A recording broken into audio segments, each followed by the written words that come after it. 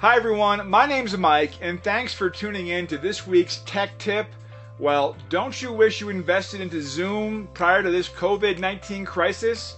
Shares in Zoom have skyrocketed as many organizations turn to Zoom or Microsoft Teams to host virtual meetings, online education, weekly happy hours, and so much more.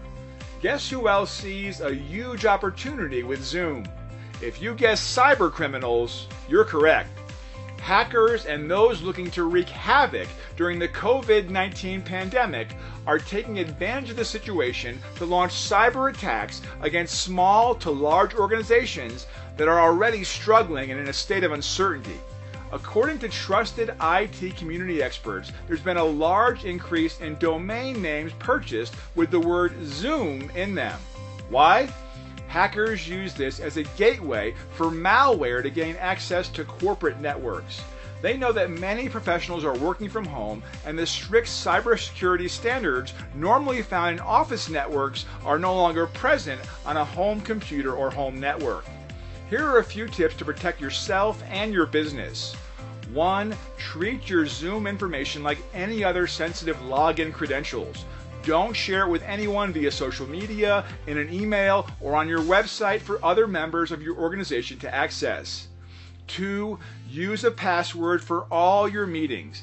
People are worried that if there's a password, people won't attend. Yes, people will still attend your meetings if it's password protected. 3.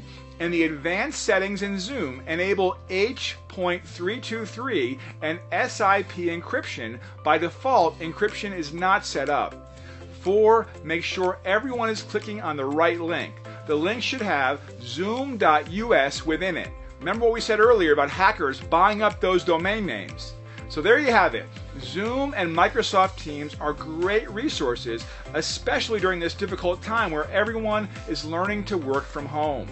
Be safe and stay healthy. We'll have more tech tips coming out throughout this crisis. As always, if you need any help, please reach out to us with any questions that you may have. Thanks again, everyone.